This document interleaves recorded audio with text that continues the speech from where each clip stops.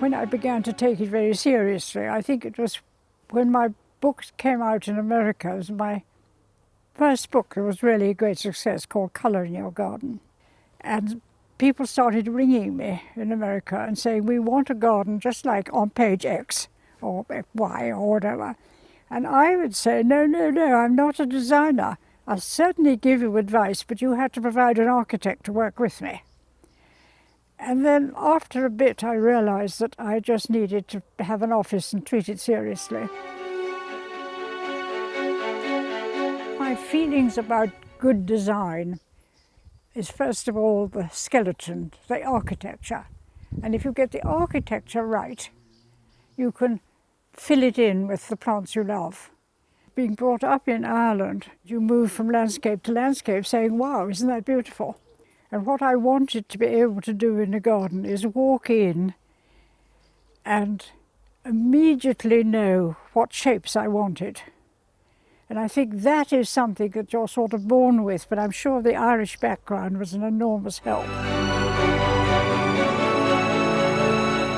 History is very important when you're looking at gardens, and I'm actually particularly interested in history. So I do love compartmental gardens, which is what Italian gardens really are. And I love that. But I also do love the open, grander landscapes, because they move you in quite a different way. We moved into Hatsford when my parents-in-law died, because nobody else in the family wanted to go. My grandmother-in-law had made the garden in the early 1900s. She had 8 gardeners, we had 1. I was trying to recreate, to please the family, exactly what she had done. And we only had photographs and some paintings that some aunts had made. So that was one way of doing it, but it was no real freedom for me. Then I left my husband and we went and ran the Tintinhull National Trust Garden. And I think it was what really started me gardening aesthetically, because it was so beautiful. And I went on to Dorset, where I made my own completely new garden. There was no garden. It was a very sort of sensible garden, but I loved it. Dorset's wonderful.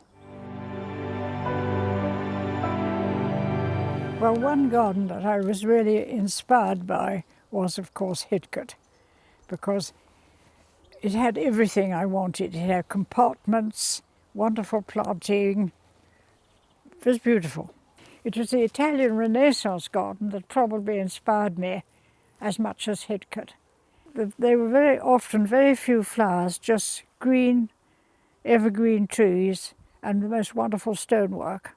And that taught me that you didn't need flowers to get the sort of peace and quiet that you wanted. Well, I suppose I was proud when I did the Queen Mother's garden. And by that time, I think I'd been to Iran, so it's got a sort of slightly Islamic feeling about the water and the little place we made for her to sit in. So that was one thing I enjoyed. I was 82 or something like that when I came here. I knew it was my last garden. That's really what made me plant this as an architectural garden with flowers in between, green architecture. I only wanted plants I really loved.